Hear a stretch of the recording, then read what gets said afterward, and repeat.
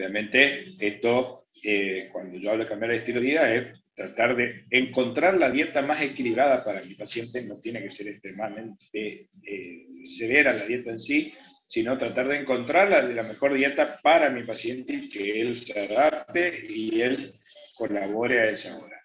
Hacer ejercicios, obviamente, correspondiendo a los ejercicios aeróbicos principalmente, obviamente abandonar todos los hábitos tóxicos, ya sea el alcohol y el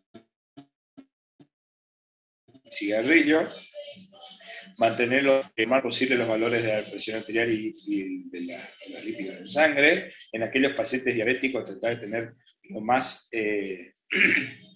controlado, obviamente, su diabetes. Acuérdense que cuando hablamos de hipertensión arterial en el diabético, los valores somos más estrictos en ese sentido, ¿verdad? En los pacientes diabéticos hay que ser más quisquillosos a la hora de tratar de adaptarlo al paciente a los tratamientos no farmacológicos. Tratar de que el paciente no aumente de peso, o sea, principalmente que no aumente de peso, y como segundo objetivo que trate de bajar de peso.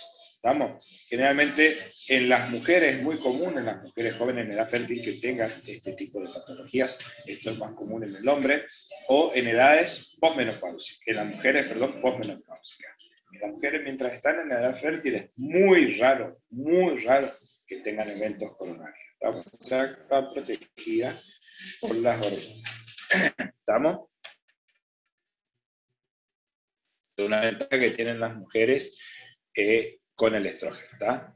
Las deja un poco locas, pero le protege de los infartos agudos de miocardio, ¿está? Eso no lo digo de maldito, eso está científicamente comprobado. ¿Estamos? Muy bien. Y como dice, tomar las riendas de tu salud. Nosotros tenemos que explicarle al paciente que eso depende de él, que no puede ser que por un capricho el paciente no evolucione bien, porque fíjense, como dijimos hoy, todos los factores, o sea, se acomodan y se pueden adaptar, salvo la edad del paciente, lo único que no podemos cambiar, ¿estamos? Pero todo lo otro, el paciente puede colaborar. Y no hay que ser muy estricto al principio, no pongan objetivos locos en el principio, ¿está? Yo he tenido pacientes que venían obviamente hasta incluso enojados porque fueron con otro colega y le pidió que baje de entrada, tiene que bajar 40 kilos, vos tenés que bajar 40 kilos. Nadie baja 40 kilos, chicos, ¿está? De entrada. Son objetivos muy locos, entonces vamos a decirle, bueno, vamos a ponerlo para tal fecha, vamos a tratar de adelgazar por lo menos 1 kilo. Y así el paciente solo se va adaptando, ¿está? Hay que tener la paciencia, hay que educar como una criatura, chicos. ¿Vamos? Muy bien. De todas las familias de drogas, o sea, de tratamientos farmacológicos, fíjense que esto más o menos las que yo les nombré hoy, están los antiagregantes, las aspirinas, los beta-bloqueantes, los nitratos, los bloqueantes cálcicos, los hipolipemiantes, los IECA que vamos a ver en quiénes se usan, no en todos se usan, los que están relacionados a disminuir el grado de isquemia del corazón, como lo es la ivabradina, la trinalcidina, la noracina, y obviamente el tratamiento invasivo, el tratamiento de alta complejidad, como son las angioplastías, ni hablar de la cirugía de revascularización miocárdica. En cuanto a la unión de todo, digamos, tanto el tratamiento farmacológico como no farmacológico, hacen que realmente la sobrevida mejoran muchísimo. ¿Estamos? Fíjense que nosotros tenemos por un lado el pronóstico, o sea, la probabilidad de que el paciente haga una complicación severa, y las drogas que mejoran el pronóstico son principalmente los antiagregantes, las estatinas, los beta-bloqueantes. Vamos a poner los IECA en tercer lugar, están incluidos también. Los que mejoran los síntomas, ¿estamos? Son los bloqueantes, los antagonistas cálcicos y los nitratos, los que disminuyen la frecuencia cardíaca, como vamos a ver ahora acá, ¿está? Y ambos, la actividad física, dieta mediterránea, o sea, una dieta equilibrada, baja en calorías, control del tabaquismo y control del peso. ¿Estamos, chicos? Los principales, factores de riesgo a controlar son la diabetes mellitus y la hipertensión arterial. ¿Estamos? Muy común, chicos, ¿verdad? Fíjense que el sexo varón, o sea, el paciente masculino, tiene peor pronóstico y mayor probabilidad. Y obviamente con la edad también. ¿Estamos, chicos? Entonces, la hipertensión y la diabetes suelen ser los principales comorbilidades asociadas a este tipo de patología. Cuando vamos a ver ahora los fármacos antianginosos, o sea, que van a mejorar la clínica del paciente, en esto entran los nitratos en todas sus presentaciones, los beta-bloqueantes, los bloqueantes cálcicos, no todos, ahora vamos a ver cuál se da, la trimetazidina, la ranolazina y la ivabradina. Principalmente la ivabradina cada vez más utilizada. ¿Estamos hasta ahí, chicos? Muy bien. Los nitratos son vasodilatadores, principalmente venosos, actúan sobre la pre- y la postcarga, ¿estamos? De los cuales los más utilizados son la nitroglicerina, el dinitrato de isosorbide y el mononitrato de isosorbide. Ahora vamos a ver las distintas presentaciones de cada uno y la utilidad, digamos, de cada uno a la hora de la característica isquémica. Como acción o el mecanismo de acción de esto es tratar de mejorar la liberación de óxido nítrico, activando las cascadas del vaniciclasa y de la monospatrociclasa, la cual disminuye la entrada de calcio intracelular y esto favorece a la relajación del músculo liso vascular. Si bien los nitratos son vasodilatadores arteriales y venosos, son a predominio de venoso. Lo bueno de los nitratos es que tienen una acción directa sobre las arterias coronarias, ¿tá? Pero son vasodilatadores directos de la arteria coronaria. Por eso es que con mínimas dosis ya tiene un buen efecto terapéutico. ¿Estamos? Lo bueno de los nitratos es que si bien su objetivo no es solo mejorar el flujo coronario, mejora la redistribución del flujo coronario dentro del corazón, o sea, desde el territorio subepicárdico al territorio subendocárdico. ¿Estamos? Fíjense acá todas las presentaciones, la nitroglicerina, la intravenosa, es por ahí la más importante en cuanto a la hora de las emergencias cardiovasculares. Tiene una biodisponibilidad del 100%, chicos. Eso hace una droga extremadamente, ¿cómo se llama?, útil y confiable a la hora del tratamiento de las cardiopatías isquémicas en el agudo. Tiene un tiempo de vida media de 2 a 3 minutos, o sea, la acción es rapidísima, chicos. ¿Está? Y comienzo a actuar antes del minuto ya. ¿Está? Tiene una dosis recomendada, acuérdense, todas las drogas endovenosas como vimos en la clase pasada, ya sea la nitroglicerina, el nitroprusiato, etc., la dosis se calcula en gamas, chicos. ¿Está? No vamos a hablar de dosis todavía de las nitroglicerina endovenosas. ¿Vamos? Pero la nitroglicerina también viene en forma sublingual, con spray sublingual, vieron unos sprays así, con nitroglicerina sublingual, o el parche transdérmico. Ahora vamos a ver cuáles son los beneficios y cuáles son las desventajas de estas presentaciones. La mayoría tienen, sobre todo el sublingual y los parches transdérmicos y la intravenosa tienen una altísima tasa de biodisponibilidad. ¿Estamos? Muy bien. El dinitrato de isosorbide, otro nitrato de acción rápida, vienen en forma sublingual y oral, donde la sublingual es la más común, la más frecuente. ¿Está? Tiene una disponibilidad bastante importante, fíjese, hasta el 60% de la droga viaja como un fármaco activo, actúa aproximadamente entre los 30 y 50 minutos, pero a los 5 minutos ya está actuando. ¿Estamos? Y vienen de dosis desde 2,5 hasta 10 miligramos. ¿Tá? Estos generalmente se suelen utilizar en forma de rescate en el paciente, ya que tienen un rápido actuar. Estos deberían tener todo aquel que haga clínica, y ni hablar que haga cardiología el día de mañana, tiene que tener una tabletita de dinitrato de isosorbide sublingual o nitroglicerina sublingual, ¿tá? Para tratar el agudo. ¿Vamos? Y después está el mononitrato, que son los nitratos de larga duración, ¿tá? Que vienen en forma oral y tienen una vida media de entre 4 o 5 horas, pero fíjense, ya actúan a los 15, entre los 15 y la media hora ya empieza a actuar. Las dosis habituales son de 20 a 40 miligramos cada 8 u 12 horas, dependiendo de la patología que estemos hablando. ¿Cuál es el principal efecto adverso del dinitrato? ¿Está? La cefalea. ¿Estamos? Es muy común, chicos, los pacientes que están internados en terapia intensiva o unidad coronaria y están con infusión de nitroglicerina, que refieran cefalea, chicos. Es una cefalea que no cede con analgésicos, sino solamente con el cese de la infusión de la droga. Y esto suele ser un problema porque el paciente por ahí requiere de el nitrato por su patología y la cefalea suele ser un problema en este paciente.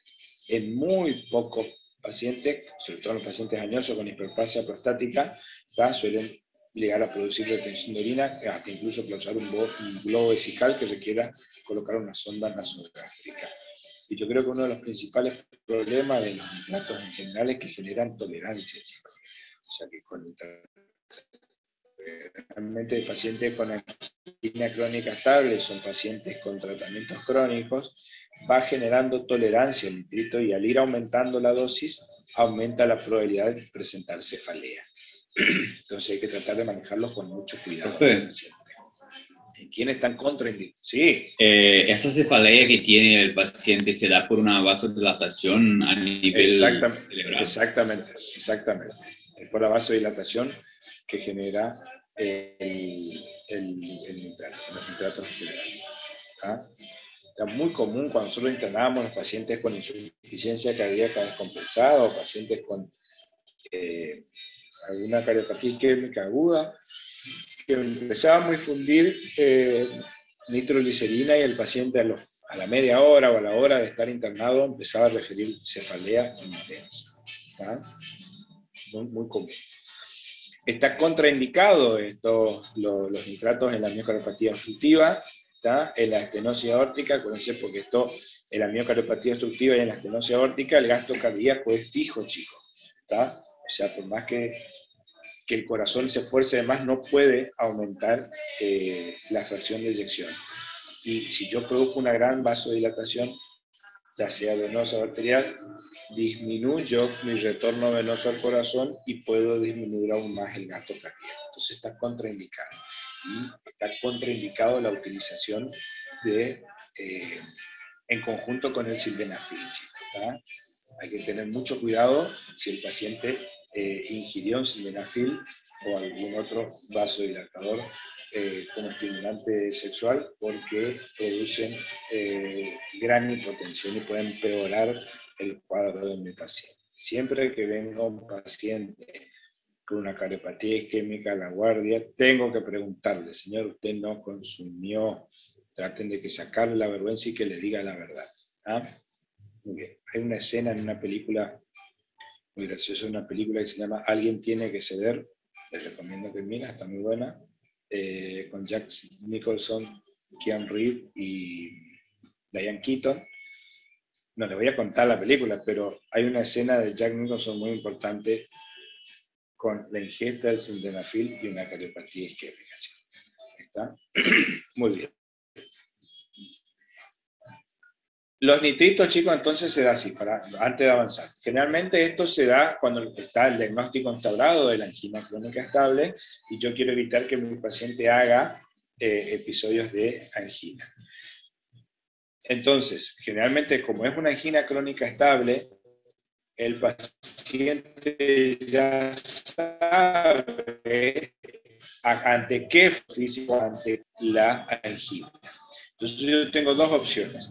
Le puedo dejar en forma crónica un tratamiento con un nitrato, como por ejemplo el mononitrato de isosorbide, que esto se usa en forma crónica, se puede tomar cada 12 horas, entonces el paciente tiene durante todo el día el tratamiento con el nitrato, o le puedo dejar al paciente un dinitrato sublingual, ya sea nitroglicerina sublingual o un dinitrato de isosorbida, y que el paciente ingiera cada vez que siente el dolor de pecho. Estos pacientes se terminan educando muy bien a largo plazo, se conocen muy bien a ellos mismos, y aprenden muy bien a manejar este tipo de fármacos, sobre todo el dinitrato, una droga bastante fiel. ¿Estamos?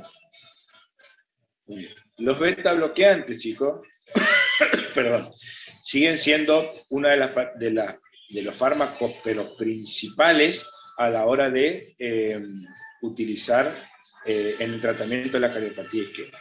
Demostraron mejorar no solo la sobrevida, sino evitaron las complicaciones a largo plazo de las cardiopatías isquémicas. Todo paciente con cardiopatía isquémica de cualquier tipo tiene que tener betabloqueante, a menos que tenga una contraindicación del betabloqueante. ¿Estamos? De la familia de los betabloqueantes, son más o menos los que ya vimos, de los cuales los más, acá no está, pero el que más se utiliza son el bisoprolol y el carvedilol. Eso no está acá, me estoy dando cuenta que no tengo el carvedilol acá. El carvedilol, chicos, es una de las que más se utilizan, y el bisoprolol. Cualquiera de ellos se puede usar, chicos. Cualquiera. ¿Estamos? Pero les digo por ahí los que más, mejor tolerancia tienen, los que más se utilizan. Bisoprolol, carvedilol y también el atenolol, pero el atenolol todavía se deja de costado.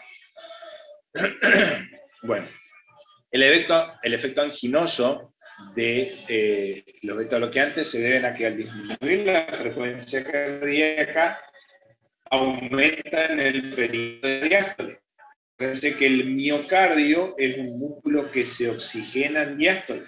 Entonces, al estar más tiempo en diástole, tiene más tiempo para oxigenarse el corazón. ¿Está? Okay. Vamos a ver que ahora hay otras drogas que el único objetivo es disminuir la frecuencia cardíaca para mejorar la diástole. ¿Estamos? Esos pacientes que tengan, que tengan la cardiopatía isquémica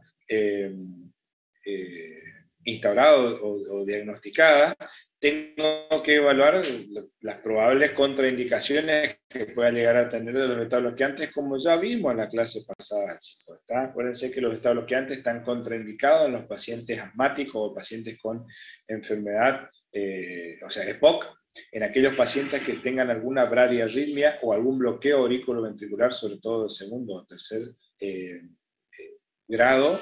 Hay que tener mucho cuidado el uso de los betabloqueantes. Hay estudios gigantes, chicos, que demuestran el beneficio de los betabloqueantes, donde se demostró el gran beneficio para disminuir la tasa de mortalidad y las comorbilidades que puedan aparecer a futuro. ¿Vamos? Lo que sí. En el caso de los betabloqueantes con los asmáticos, ¿está contraindicado los que son no cardioselectivos? Y se trata de no dar betabloqueantes, ¿está? Se trata de no dar betabloqueantes en los asmáticos. Si por ahí el paciente tiene la mala suerte de tener una angina crónica estable y su asma, y la angina crónica no se está pudiendo controlar con otros fármacos que no sean betabloqueantes, y bueno, yo puedo optar darle un betabloqueante cardioselectivo, como el bisoprolol, por ejemplo, y a ver cómo responde mi paciente.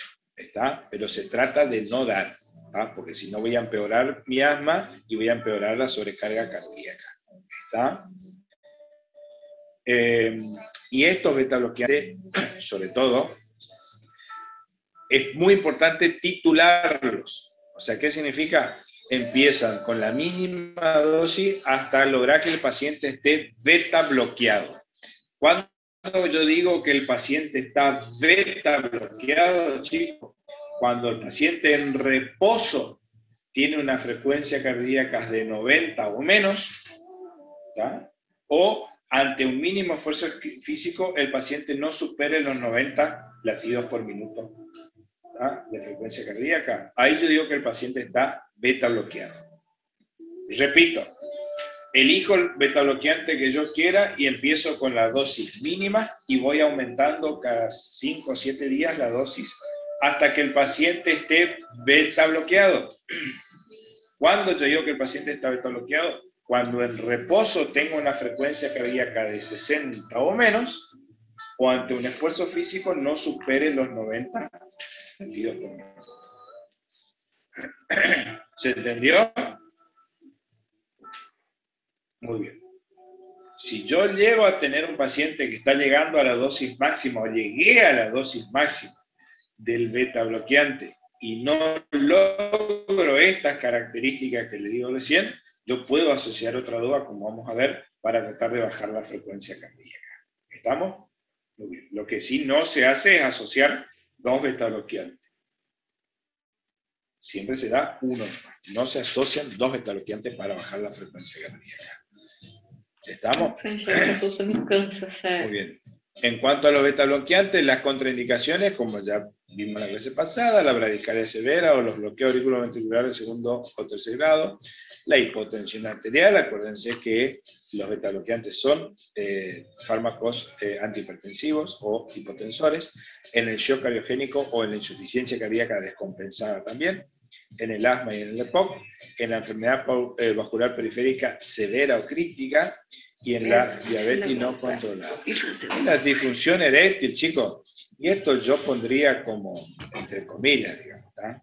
Muy bien, porque realmente si el paciente está con una angina crónica, y la verdad que si le funciona o le funciona un compañero, va a ser lo mismo, ¿está? Muy bien, lo que hay que tratar de mejorar la sobrevida. El problema es que lamentablemente los hombres somos, disculpen la expresión, pero los hombres muchas veces somos unos pelotudos en ese sentido y nuestra virilidad, digamos, parece que lo es todo, ¿está? Hay muchos pacientes que hasta incluso dejan el tratamiento de su patología de base, ¿está? Por la disfunción eréctil. Obviamente el pronóstico es malísimo, el paciente se puede morir, ¿estamos? Ahora, como efecto adverso pueden presentar la mayoría de los beta bloqueantes las bradicardias, que estas bradicardias pueden llevar a presentar mareos y síncopes. Obviamente puede generar broncoespasmo en aquellos pacientes que tengan predisposición como los asmáticos, los EPOC, la disfunción eréctil, ¿tá? Y hipotensión arterial. ¿Estamos? Muy bien. Profe, Antes de pasar, sí. Una consulta. Este bloqueo auriculoventricular como efecto adverso del beta bloqueador es reversible, o sea, si yo dejo de usar, vuelve a normal. Sí. Vuelve a la normalidad. En el caso de que sea un efecto adverso del beta bloqueante. Ahora, si mi paciente ya de base tiene un bloqueo auriculoventricular de segundo o tercer grado, no, ahí no revierte. ¿Se entiende o no? Si yo le doy un beta bloqueante, si yo le doy un beta bloqueante y eso me genera el bloqueo, ahí sí, al suspender el beta bloqueante puede llegar a revertir. Si no, si el paciente ya tiene de base, no revierte con la supresión del beta bloqueante. ¿Estamos? ¿Por qué no se dan síndrome depresivo, bro? ¿Cómo? ¿Por qué no se dan síndrome depresivo?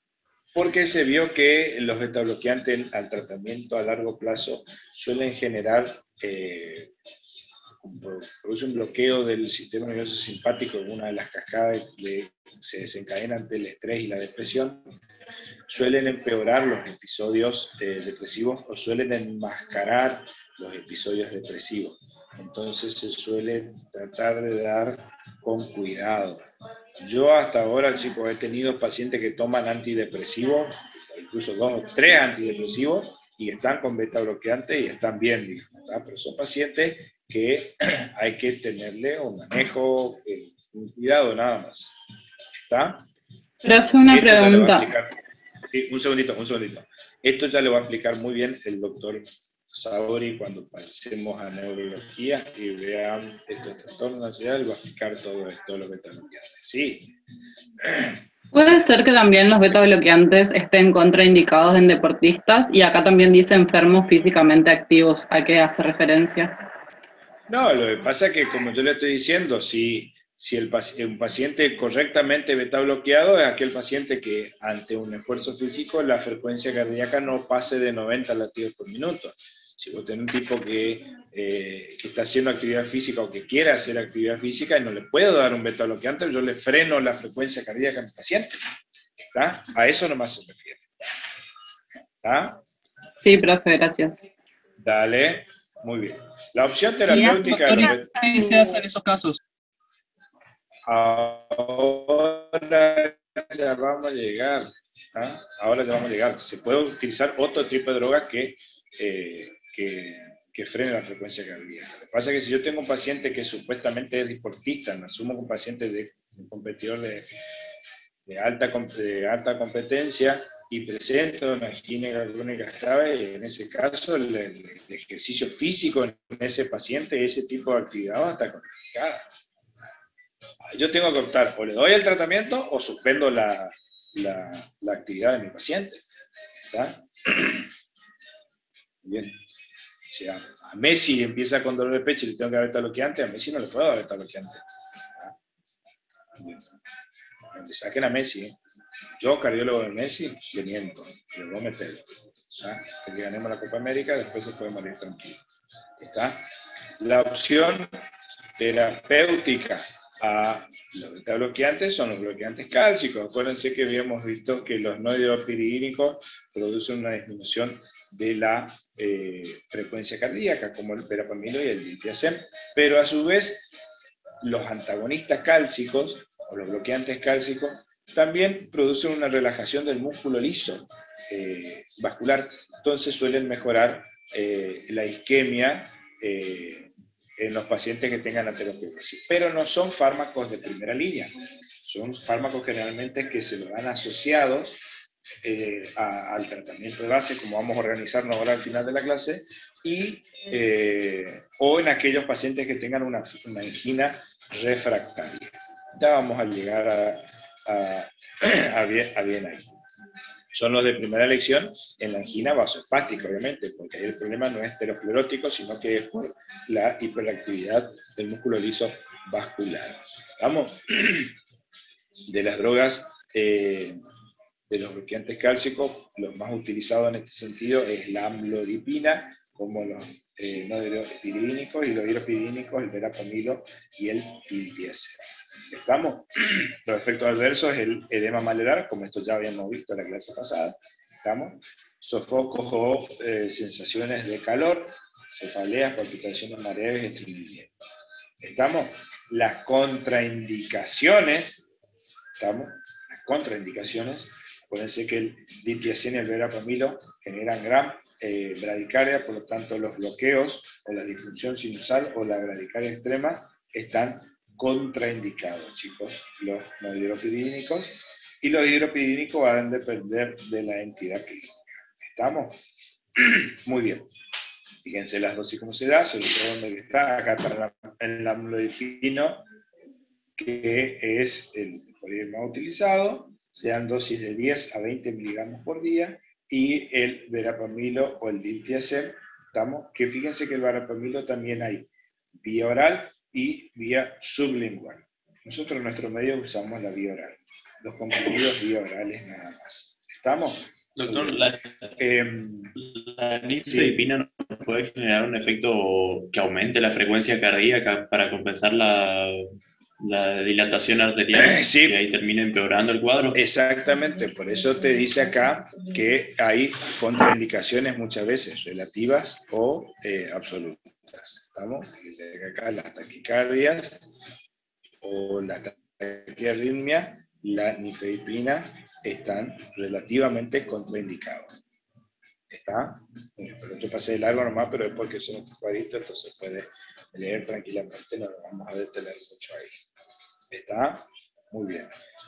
Ahora la pregunta es, ¿qué elijo en mi paciente? ¿Estamos? Si elijo un beta bloqueante o elijo un bloqueante cálcico como para empezar mi tratamiento antiisquémico.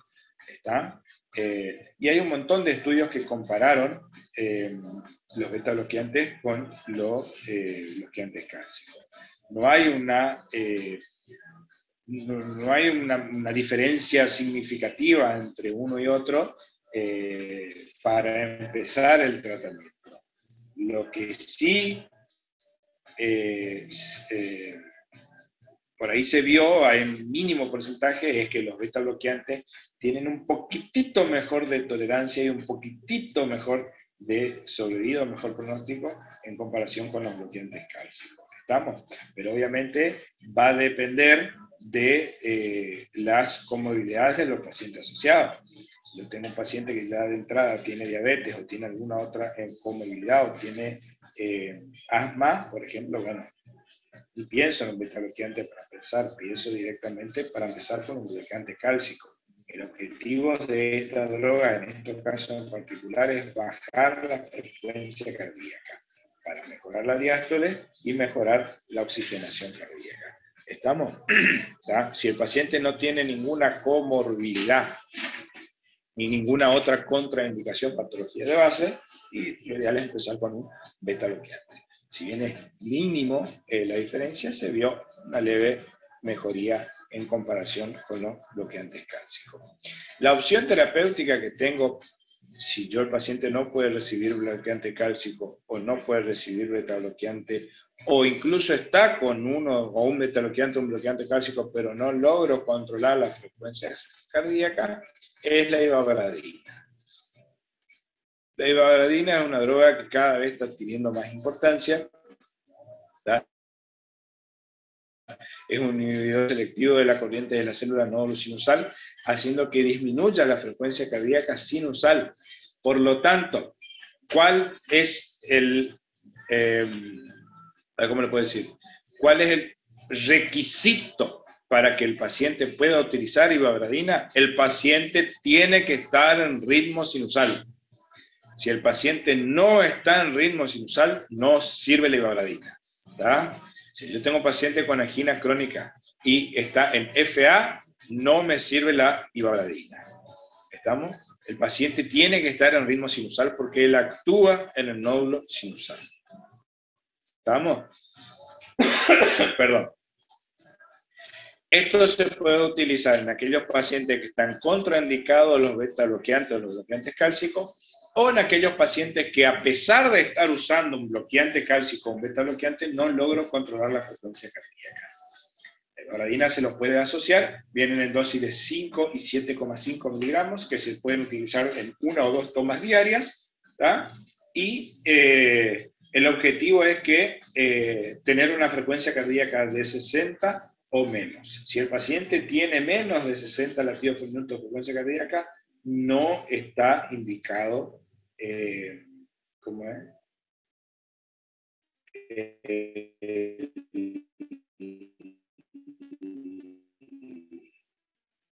La ivabradina. Vamos, es el estudio más grande en cuanto a la utilización de ivabradina, donde dio una gran mejoría de la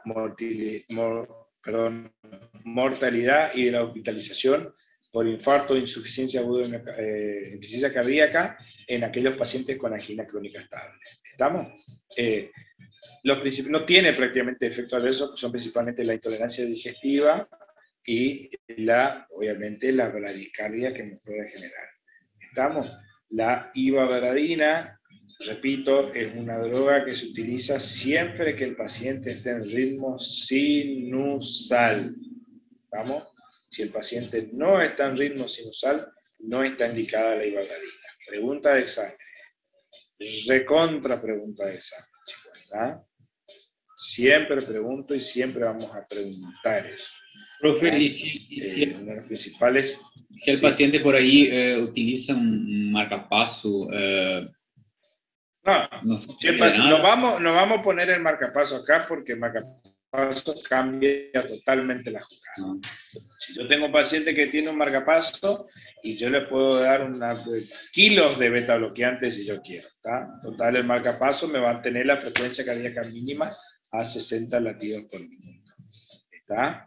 Por eso, no hablemos de pacientes con marcapaso, estamos hablando de pacientes sin marcapaso.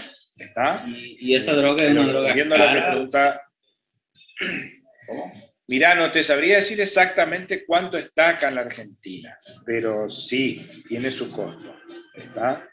Porque hace poquito yo le indiqué a un paciente mío ivabradina.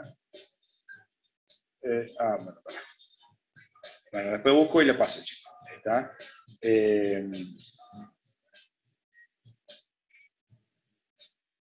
Bueno, entonces, pero es una droga muy fidedigna, digamos, ¿está? Es muy buena, está muy tolerada.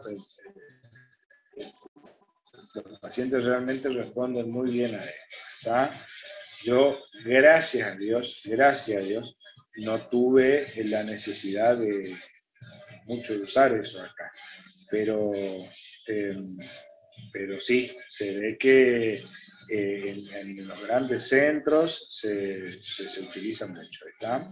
Se trata por ahí cuando el paciente está con dosis muy altas de beta bloqueante, se trata de bajar la dosis del beta bloqueante y agregarle la ivaradina para bajar la dosis del beta bloqueante. Eso puede ser sobre todo en aquellos pacientes, por ejemplo, diabéticos, donde por ahí la utilización de altas dosis de beta bloqueantes suelen enmascarar los signos de hipoglucemia. Entonces yo busco bajar la dosis de beta bloqueante y le puedo asociar con la ivaradina. ¿Ah? Pero el concepto principal es que el paciente tiene que estar en ritmo sinusal, ¿estamos? Para poder utilizar la ivaradina. Después están como otros antiaginosos, los nuevos antiaginosos, por así decirle, como la trimetazidina, que es un angino modular del metabolismo celular.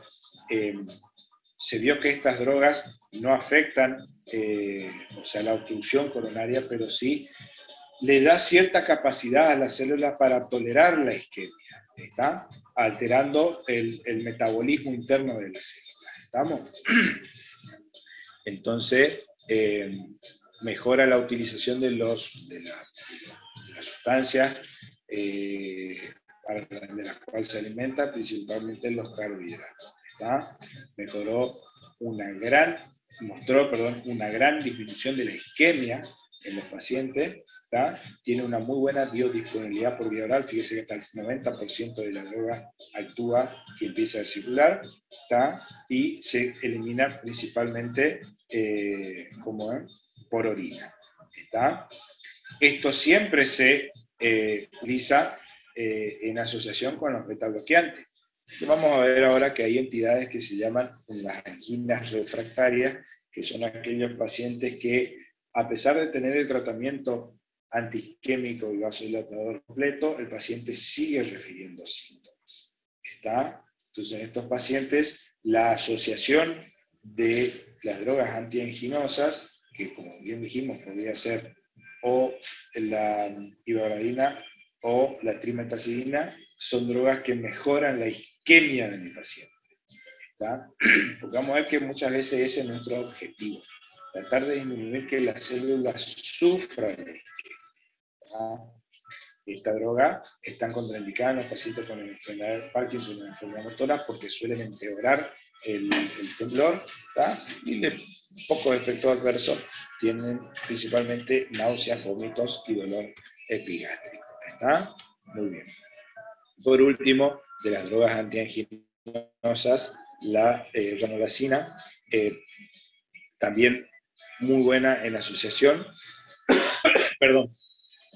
Lo que hace es alteran la curva de la despolarización de las arterias, mejorando la relajación ventricular.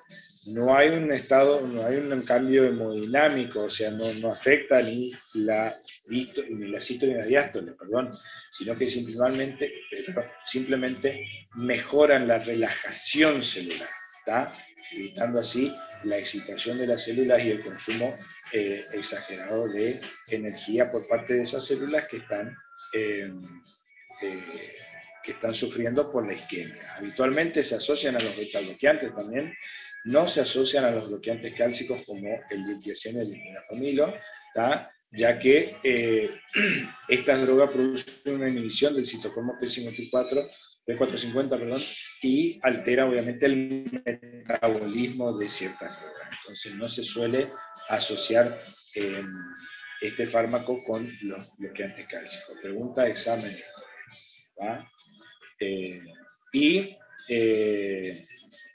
Bueno, y fíjense que se vio principalmente, yo creo que una de las mayores utilizaciones de esta droga es en la angina crónica estable en los pacientes diabéticos, ¿está? Sobre todo en los pacientes diabéticos insulino requirientes, ya que no solo mejora los síntomas de la angina, sino que demostró que produce disminución de los niveles de la hemoglobina glicosilada, que suele ser el patrón fundamental en el control de los pacientes con diabetes. ¿Estamos? Los principales efectos adversos de esta droga son de gastrointestinales, como siempre, náuseas, vómitos, malestar y distensión abdominal, con el paciente refiere que elimina muchos gases, tiene muchas ganas de eructar y estreñimiento. ¿Estamos? Repito, tanto la trimetazoína y la ranolazina se usan en combinación con otra droga antiisquémica, antianginosa, como el beta bloqueante principal. ¿Y en quiénes se utilizan? Aquellos pacientes que tienen tratamiento antiisquémico a altas dosis y así todos presentan, ¿cómo se llama? Siguen presentando dolor de pecho, ¿está? O que no se puede controlar la angina. Después están los fármacos que se dan en el tratamiento de la cardiopatía isquémica o de la angina crónica estable, pero que mejoran la supervivencia, o sea, se mejora la sobrevida, que evitan o disminuyen la presencia de infarto, insuficiencia cardíaca o evento cardíaco agudo como muerte súbita. Entre ellos están los antiagregantes como la aspirina y el clopidogrel, que es la combinación más común, los hipolipemiantes, principalmente las estatinas, los beta-bloqueantes también tienen una gran mejoría en la supervivencia, y vamos a poner los IECA y los ARA2 también, que si bien no son fármacos de elección en la angina crónica estable en sí, pero sí lo son en la cardiopatía isquémica asociado al infarto agudo de miocardio. El antiplaquetario, obviamente, es una de las drogas que adquirió mayor importancia y es una de las principales drogas en el tratamiento de la cardiopatía isquémica, ya que evita la agregación plaquetaria sobre la placa de ateroma, evitando así el accidente de placa y la formación del trombo, que posteriormente va a generar, obviamente, la lesión coronaria y cardíaca. Lo que bueno de la aspirina es que se vio que a bajas dosis, ¿tá? Entre 75 y 325 miligramos, ya demostró un gran efecto antiplaquetario. Pero la dosis estándar de la aspirina es de 100 miligramos. ¿Tá? La mayoría de las presentaciones, acá en Argentina por lo menos, vienen de 100 miligramos. La más común es la aspirina Preven o la aspirineta, ¿tá? Que viene de 100 miligramos. ¿Tá? Estos antiagregantes pueden utilizarse tanto en forma conjunta como en forma asociada. ¿Estamos? Los IECA y los ARA2, fíjense, están asociados a cuando haya cardiopatía isquémica, pero asociado a hipertensión arterial o insuficiencia cardíaca. Pregunta de examen y quiero que quede bien en claro acá. Un paciente que tiene angina crónica estable, que no tiene hipertensión arterial y que no tiene insuficiencia cardíaca y que no haya sufrido un infarto agudo del miocardio, no tiene recomendaciones de IECA o ARA2 en la angina crónica. ¿Tá? ¿En qué paciente con angina crónica se le agrega un IECA o un ARA2? En aquellos pacientes que tengan insuficiencia cardíaca o que tengan hipertensión arterial o que hayan tenido un infarto agudo del miocardio. ¿Queda claro eso, chicos, o no? Porque siempre cuando empezamos a hablar en los exámenes de tratamiento de las cardiopatías isquémicas, me dicen IECA o ARA2. Esas drogas, salvo que me aclaren que si el paciente es hipertenso con insuficiencia cardíaca, no están indicados. ¿Estamos? Ahora, si el paciente tiene hipertensión o insuficiencia cardíaca, estos pacientes tienen que tener desde forma temprana la utilización de estas drogas, ya que mejoran muchísimo la sobrevida y el remodelado cardíaco. ¿Estamos? Muy bien. Obviamente en aquellos pacientes que tengan intolerancia a los IECA, se le agrega un ARA2, digamos, ¿ah? Un antagonista de los receptores de AT2. ¿Estamos hasta ahí? Las estatinas, chicos, los hipolipemiantes, también esto voy a aclarar algo porque suele prestar una confusión. Como vimos, que los pacientes generalmente con enfermedad aterosclerótica están asociados a bilipidemia con aumento del colesterol y el triglicérido, ¿da? La estatina tiene un papel extremadamente importante en el control de ese factor de riesgo. Más allá de eso, las estatinas, se vio que la familia, las estatinas, tienen ciertos efectos pleiotrópicos, ¿da? Que mejoran el pronóstico en estos pacientes. ¿Cuáles son esos efectos pleiotrópicos? Las estatinas, en general, mejoran estabilizan la membrana de las placas de ateroma. Entonces, las estatinas son un gran estabilizador de la membrana de la placa, evitando o disminuyendo la probabilidad de que generen accidentes de placas. Primero. Segundo, tiene efecto vasodilatador, leve efecto vasodilatador sobre la placa de ateroma. Tiene leve efecto antioxidante. Tiene leve efecto antiinflamatorio. Tiene leve efecto antitrombótico, ¿estamos? Y tiene un leve efecto inhibiendo la liberación de los mediadores inflamatorios de la placa de ateroma. ¿Está?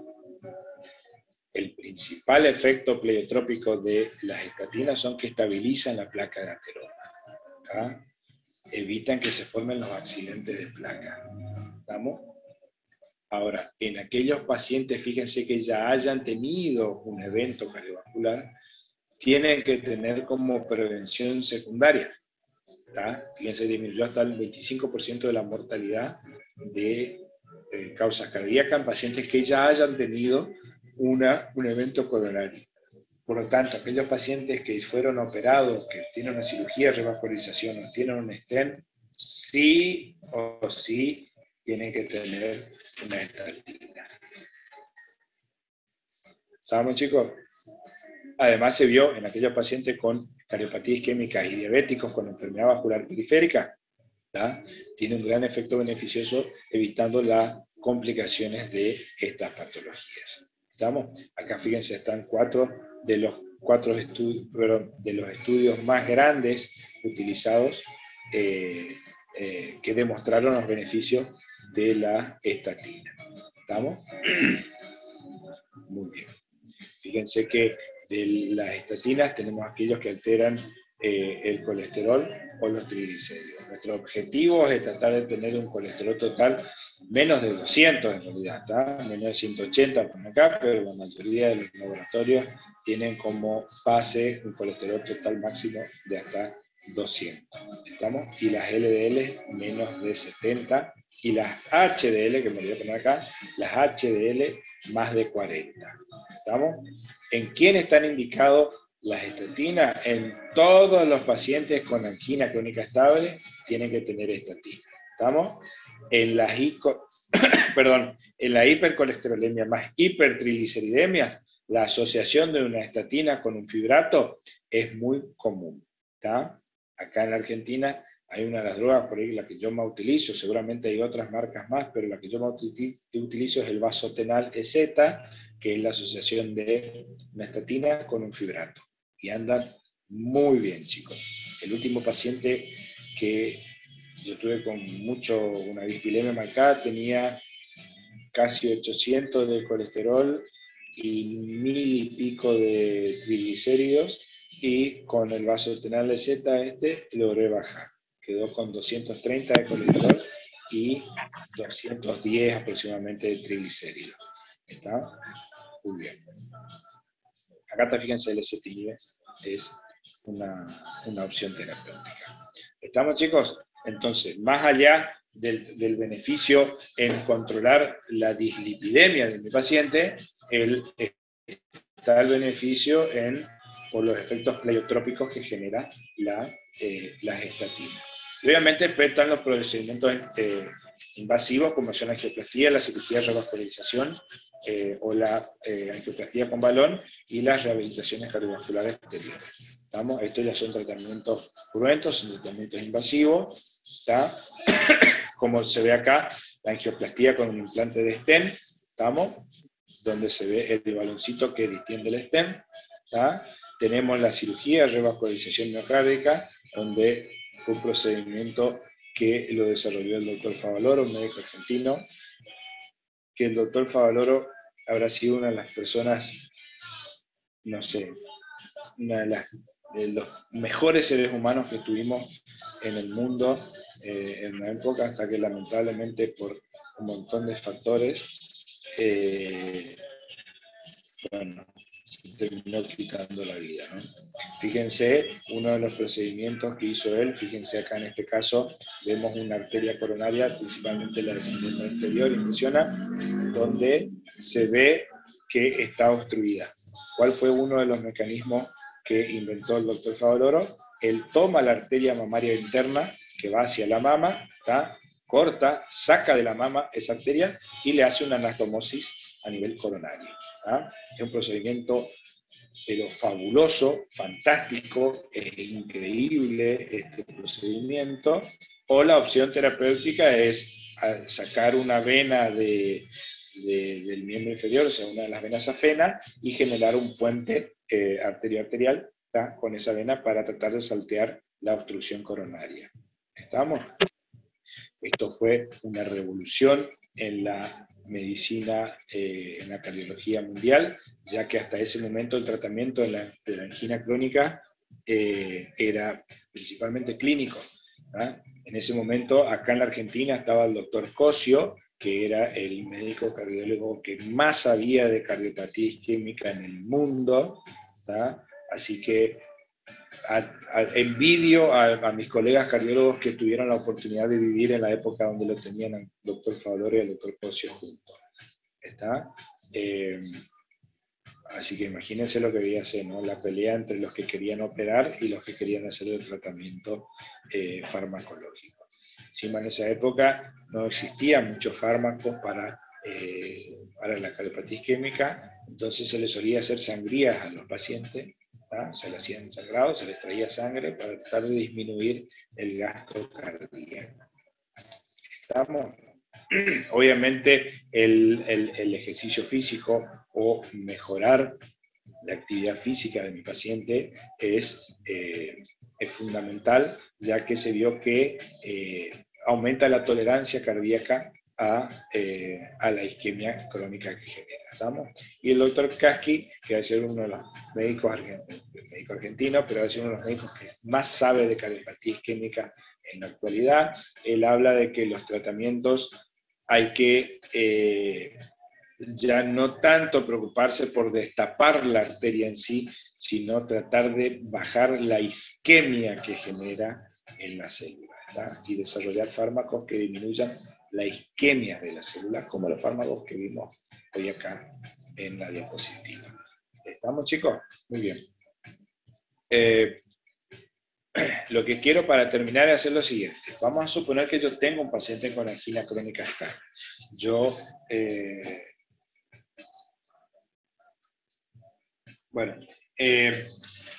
Vamos a suponer que yo le hago el diagnóstico a mi paciente con una angina crónica estable. ¿Está?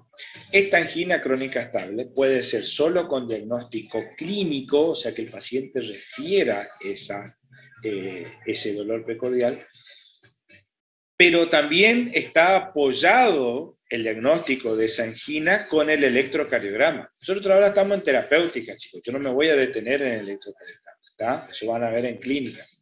Pero los pacientes con angina crónica estable generalmente tienen alteraciones electrocardiográficas que también apoyan al diagnóstico de la angina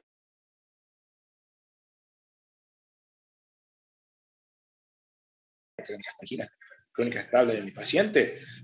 Yo tengo que empezar con el tratamiento antiisquémico y vasodilatador. ¿Qué drogas tiene que recibir mi paciente sí o sí? Un antiagregante plaquetario, un betabloqueante, una estatina, ¿estamos? Y un nitrato. ¿Se entiende hasta acá o no? O sea que mi paciente se tiene que ir del consultorio con esas 4 drogas. ¿Está? La aspirina, que era un antiagregante, dijimos dosis de 100 miligramos, una toma diaria. Me olvidé de poner más acá la diapositiva, recién me estoy dando cuenta. La otra opción que yo tengo como antiagregante es el clopidogrel. El clopidogrel viene en dosis de 75 miligramos y se da también en una toma diaria. ¿Estamos? El beta bloqueante, yo elijo el beta bloqueante que quiero, siempre y cuando el paciente no tenga ninguna contraindicación para los beta bloqueantes. ¿Estamos? Puedo usar carvedilol, puedo usar atenolol, puedo usar propanolol, puedo usar bisoprolol. ¿A qué dosis uso? a la mínima dosis y voy aumentando en el transcurso de las semanas hasta que el paciente esté o beta bloqueado o haya llegado a su dosis máxima. Cuando yo digo que el paciente está beta bloqueado, cuando tengo en reposo 60 o menos de frecuencia cardíaca o cuanto a una actividad física, el paciente no supera los 90 milímetros 90 latidos por minuto, ¿está? De frecuencia cardíaca. Entonces yo digo que el paciente está beta bloqueado. Si no puede recibir beta bloqueante mi paciente, puedo optar por un bloqueante cálcico, ¿está? Como el verapamilo y el diltiazem. Se tiene el objetivo es el mismo, tratar de que la frecuencia cardíaca en reposo sea de 60 o menos. ¿Estamos hasta ahí, chicos? Muy bien. Vamos a suponer que el paciente no puede recibir ninguna de las dos drogas, o recibiendo cualquiera de las dos drogas no controla la frecuencia cardíaca.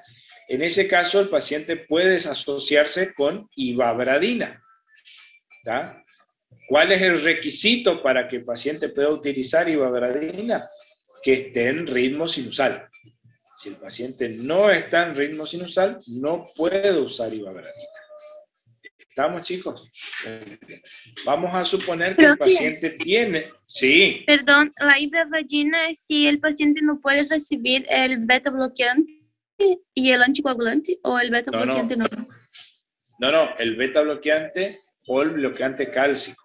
Si puede recibir eso, se da ivabradina. O está recibiendo alguna de esas drogas, pero no logra controlar la frecuencia.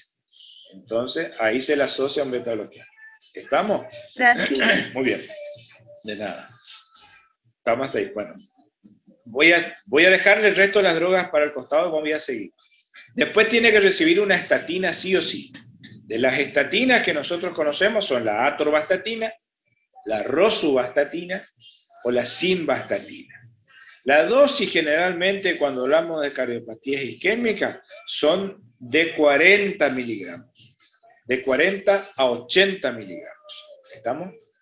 Las estatinas, todas estas que yo le dije, rosuvastatina, simvastatina o atorvastatina, vienen en presentaciones de 10 miligramos, de 20 miligramos y de 40 miligramos. ¿Está? Lo ideal en los pacientes con cardiopatías isquémicas es 40 miligramos. ¿Está? Un efecto adverso que tiene la estatina a tener en cuenta es que produce mialgias y aumento de la CPK. Entonces yo al paciente con que va a recibir estatinas, yo tengo que hacerles cada 3-4 meses, tengo que hacerles laboratorio y pedirles CPK a mi paciente. ¿Está? Y a ir controlando. Si en algún momento se duplica el valor de la CPK entre un laboratorio y el otro, es indicativo de suspender las estatinas. ¿Está? Chicos, todo esto que les estoy diciendo son lo que yo voy a preguntar en el examen. Así, en base a esto va a ser lo que va a salir las preguntas del examen. ¿Estamos? Muy bien. Entonces, la estatina generalmente se hace una toma diaria y se prefiere que tome el paciente a la noche. Después de cenar o antes de acostarse, que tome su estatina. ¿Estamos? Por último, la última familia de las drogas que me faltaban eran los nitritos. El nitrito yo puedo elegir cualquiera de los que yo les dije. Generalmente la nitroglicerina endovenosa, no, la ezetimibe es un fibrato. ¿Está? El ezetimibe es la opción terapéutica en el caso de que el paciente no pueda recibir estatina. ¿Está? Lisette, ¿que me preguntaste? Bien. Los nitratos yo elijo el que yo quiero. ¿Está? Puede ser la nitroglicerina, el dinitrato y el mononitrato. ¿Estamos? Acuérdense que la nitroglicerina endovenosa dejamos para las emergencias, obviamente. ¿Estamos? El paciente va a estar internado con un suero para hacer. La nitroglicerina sublingual o en parche se pueden utilizar, pero se vio que genera tolerancia muy rápidamente. Entonces se trata de no utilizar la nitroglicerina si el tratamiento va a ser crónico. Si el tratamiento va a ser crónico, mi opción es el mononitrato de isosorbide. El mononitrato de isosorbide se puede dar en 1 o 2 tomas diarias, ¿estamos? y puede utilizar en forma crónica al paciente que demora mucho más tiempo en generar la tolerancia que dijimos hoy. Y en el medio queda el dinitrato de isosorbida. El dinitrato de isosorbida, la utilización más común es la vía sublingual, tiene un efecto rapidísimo y se le utiliza como rescate. O sea, si el paciente tiene dolor, puede utilizar. Tiene un margen mínimo de horas, se puede utilizar. O sea, 6 veces en el día por tipo. ¿Vamos? Profe, perdón, ¿qué fármaco dijo? Sí. Porque no escuché. ¿De qué? Para El último, rescate, sí. El dinitrato de isosorbida. Claro, Noelia, se da a demanda, pero esa demanda tiene una pequeña limitación, digamos, ¿sabes? Que hay que tratar de dar al menos en 4 horas de diferencia de dolor. ¿Tá? Si yo le doy 2 juntos, es más probable que no mejore su efecto terapéutico y empiecen los efectos adversos. ¿Estamos hasta ahí, chicos? Muy bien. Eso es el tratamiento básico de una cardiopatía isquémica, de una angina crónica estable. Ahora, si el paciente, además de mi cardiopatía isquémica, es hipertenso, ahí le agrego un IECA o un ARA2. Un segundito, chicos, por favor.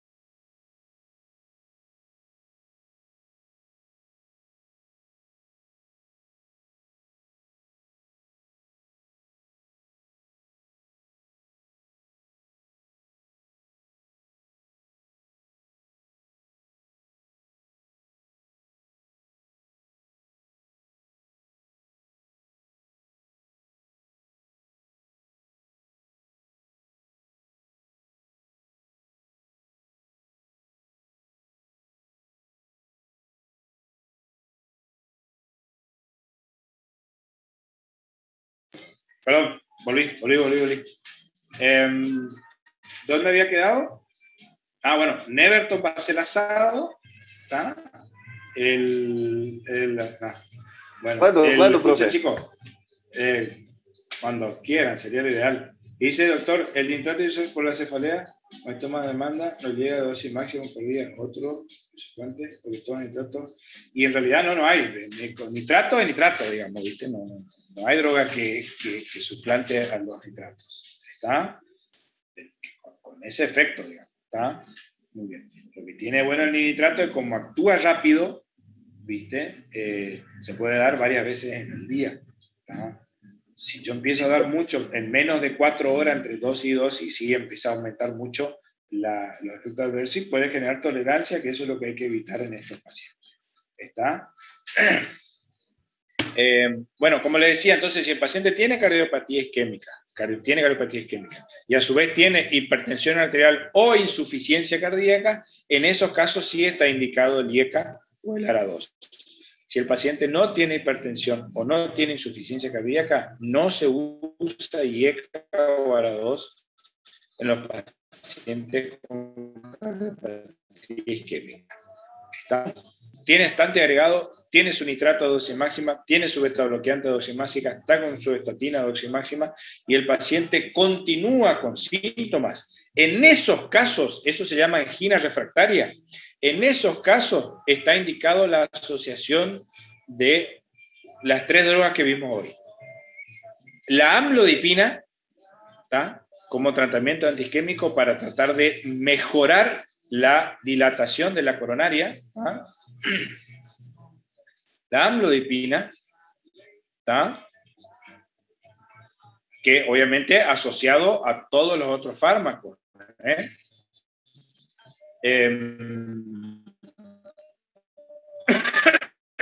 Perdón. Amlodipina. Ahí, si el paciente continúa con su isquemia, es la trimetazidina, que lo que hace esta droga es mejora la tolerancia a la isquemia de las células, disminuyendo los síntomas isquémicos. ¿Estamos? O, en último lugar, la ranolacina. ¿Está?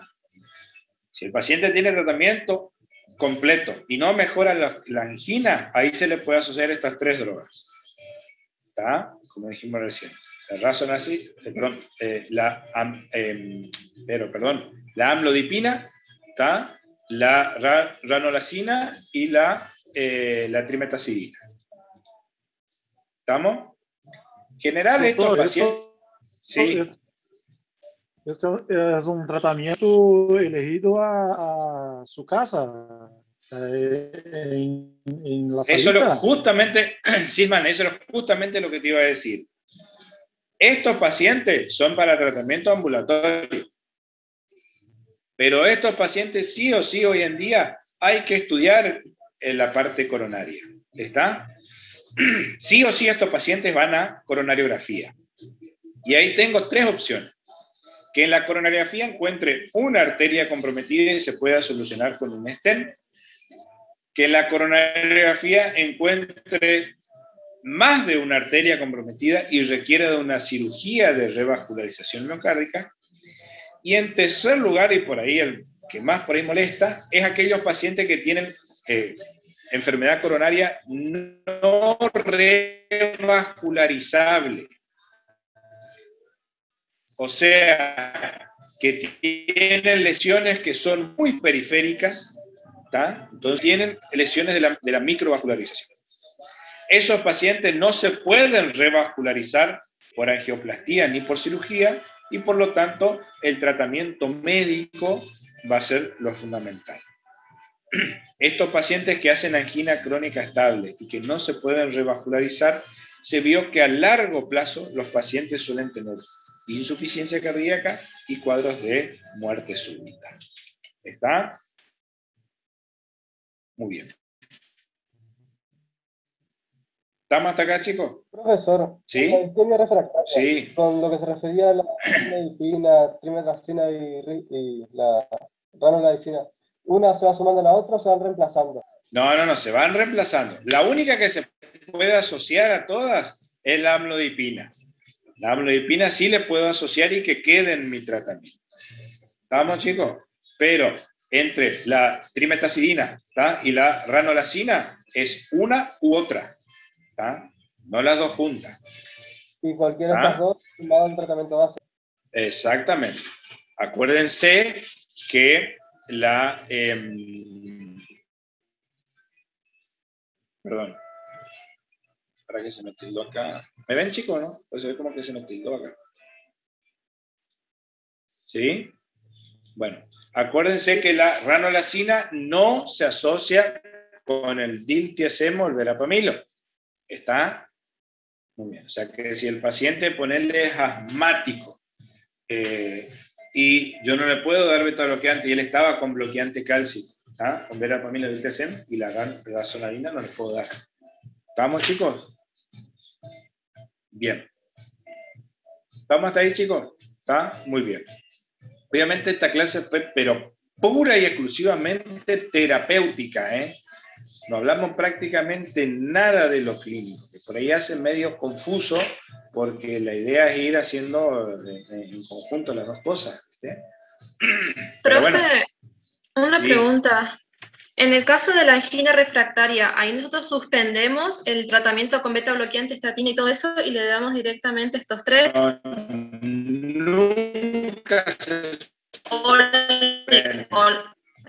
se suspende. Siempre se agrega tratamiento. Claro, le seguimos dando el mismo tratamiento y le agregamos estos tres. O sea, ahí se van intercambiando. Antiagregante, beta bloqueante, estatina y nitrito. Eso tiene que tener sí o sí mi paciente. ¿Se entiende, chicos? ¿Está? Profe. Sí. ¿Los tres se agregan o uno más? No. Tres últimos. Yo voy optando a ver cuál de los tres. El que yo puedo agregar y que quede en el tratamiento de base es el bloqueante cálcico, o sea, la amlodipina.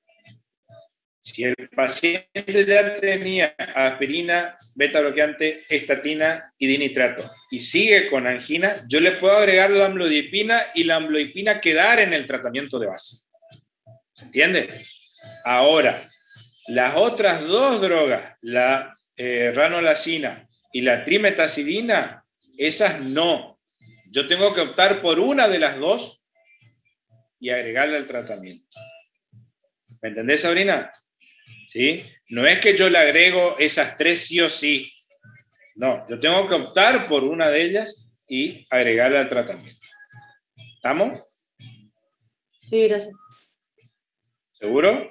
Bien. No les creo igual, pero no importa. Profesor, sí. el tratamiento de base ya tiene una combinación con ibradina. ¿Se le quita la ibradina y se le coloca una de las otras tres o se mantiene? No, porque el efecto de la ibradina ahí es otro, es bajar la frecuencia cardíaca. ¿Está? Ahí la ibradina queda como tratamiento de base. ¿Está? Bien. ¿Se entendió, chicos, o no? ¿Está? Va a depender mucho del estado del paciente, ¿no? Obviamente. Estos pacientes generalmente van, se hacen cateterismo. Estos pacientes van a cateterismo y van a... Yo dejo más que nada este tratamiento para aquellos pacientes que no se pueden revascularizar por ningún motivo.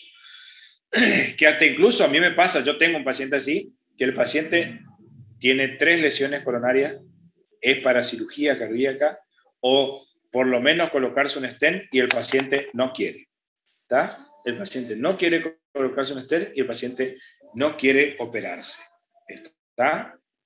Tiene una angina crónica estable, encima no cumple para nada con las medidas higiénico-dietéticas, es un comilón, buen comilón, y obviamente viene con episodios de angina crónica inestable que lo tengo que internar, lo estabilizo, pasa el evento agudo y el paciente se va a la casa. ¿Está? También está la opción de que el paciente no quiera revascularizarse por ningún medio. ¿Está? Pero este paciente colocándose por lo menos los stent, aunque está más indicado la cirugía, pero colocándose los stent, el paciente va a andar 10 puntos. por lo menos no va a tener la angina, ¿está? Así que bueno. Ahí seguimos. ¿Estamos hasta acá? Bien. ¿Quedó claro, chicos? Estos son entonces los fármacos de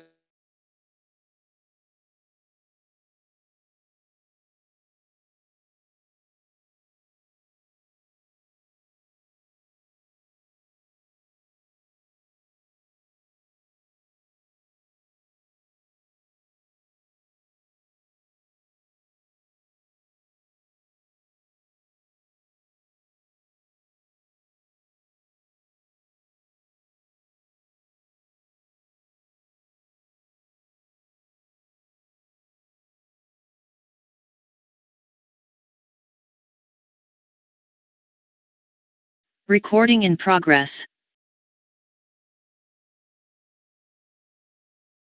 Más o menos así son las preguntas. ¿Ah? Ustedes vieron que son sencillas las preguntas, chicos, son fáciles.